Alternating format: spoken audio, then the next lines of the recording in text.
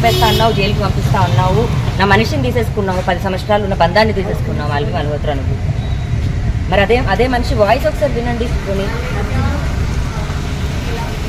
అది కుక్క పిల్లలే కావచ్చు, బట్ ప్రేమ పంచుకున్న ప్రేమే.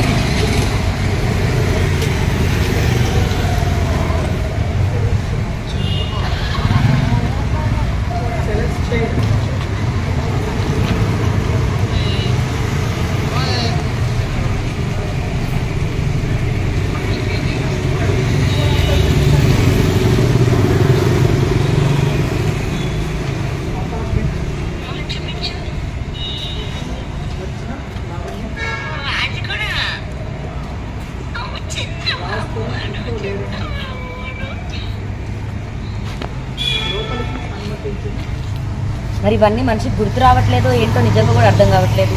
మరి నా బర్త్డే పోయిన సంవత్సరం కేక్ అవన్నీ కూడా తీసుకొచ్చాడు, లాస్ట్ ఇయర్దే.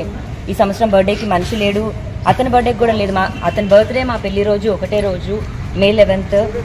అదే కావాలని అతను ఇష్టంగానే చేసుకున్న డే అది. మరి ఈ సంవత్సరం తీసుకొని మనిషిని దగ్గర పెట్టుకుంది.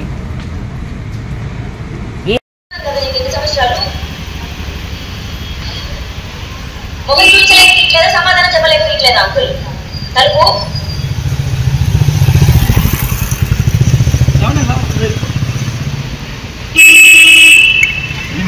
ఓనర్తో కీస్ తెప్పిస్తాను అంటూ చెప్తున్నాను. తలుపు తీయండి, మాట్లాడడానికి వచ్చాను, పిల్లలు చూడాలి.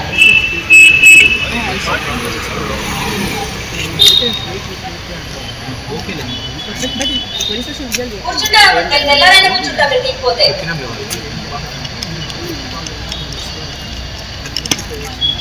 తీయండి, తలుపు తీయండి, వినిపిస్తుంది సౌండ్ తీయండి.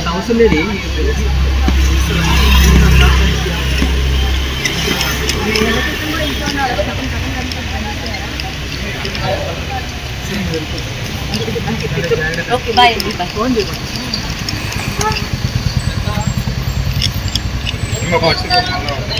చూడడానికి అలాగే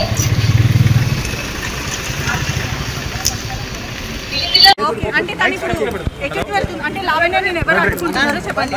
ఇప్పుడు మీరందరూ కూడా దయచేసి రాస్తారు అక్కడ నుంచో పెట్టండి, మా ఇద్దరిని మాట్లాడుకోనివ్వండి. ఒక నిమిషం. మరి 10 సంవత్సరాలు ఉన్న మనిషి ఒకసారిగా నన్ను మాట్లాడనివ్వకుండా చూడనివ్వకుండా చేస్తున్నారు. నేను ఎలా బతుకున్నాను? ఎవరు చూడనివ్వకుండా చేస్తున్నారు? అందరూ అండి. మరి తను సపోర్ట్ చేసే వాళ్ళు అందరూ అవ్వచ్చు, ఎవరైనా అవ్వచ్చు.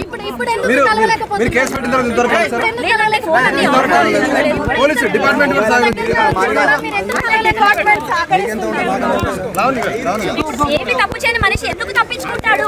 తప్పించుకొని వెళ్ళిపోతున్నాడు. సమాధానం చెప్పండి. వెళ్ళనివ్వండి. మీకు పెళ్ళైంది కదా, మీ భర్త మిమ్మల్ని వదిలేస్తే ఏంటి? నా భర్త నన్ను వదిలేశాడు, నాకు భర్త కావాలి, అన్ని అయ్యాయండి. 10 ఏళ్ళు ఉన్నామండి. 10 ఏళ్ళు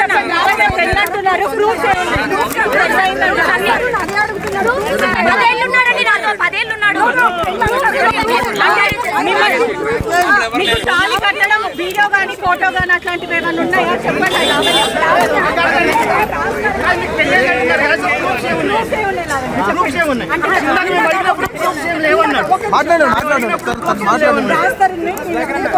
పెళ్లి గురించి రాస్తారని ఏం చెప్పాడంటే చూపించిందా అని అడిగాడు.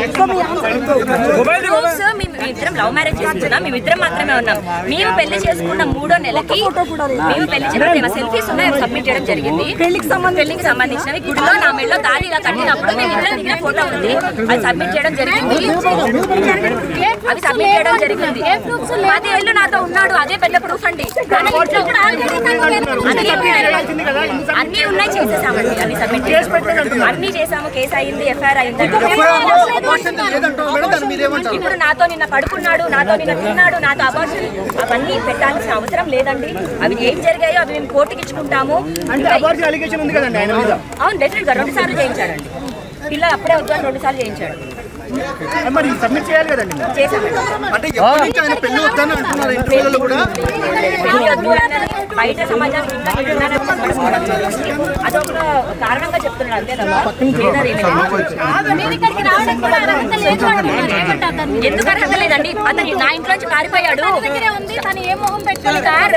ఈ కార్ చూడండి, అతను కానీ అతను వాళ్ళ ఫాదర్ కానీ రాస్తారు ఇల్లు రాస్తారు కార్ తీసేసుకున్నాను అంటారు. నేను ఒక నార్మల్ అమ్మాయిని వాళ్ళ అతని ఇంట్లో ఉన్న మనిషిని తీసుకొని ఏదో కబ్జా చేయడానికో ఇంటికి వచ్చి ఊరుకుంటారా? ఆకలిస్తున్నారు, ఒకసారి పెడతారు, 2 సార్లు పెడతారు. 11 ఏళ్ళు ప్రూఫ్స్ అన్ని సబ్మిట్ చేయడం జరిగిందండి. లేవు అని అతను చూపించమనండి. ప్రూఫ్ ఉందని చూపించాను.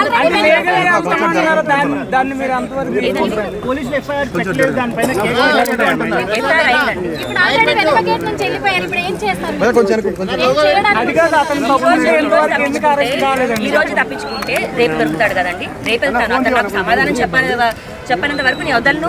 చేయాల్సిందంతా చేసి వదిలించుకోవాల్సిందంతా వదిలించుకొని నేను లీగల్ గా చూసుకుంటాను. మా లాయర్ మాట్లాడతాడు అంటే కరెక్ట్ కాదు. అదే అండి, ఇప్పుడు ఎందుకు అరెస్ట్ చేయట్లేదు అన్నది డెఫినెట్ గా. ఇప్పుడు అతను మరి అన్నది నాకు తెలీదు. నేను ఒక కామన్ అమ్మాయిని, నేను బయటకు వచ్చి న్యాయం కోసం పోరాడింది, మీడియా హెల్ప్ తీసుకుంది.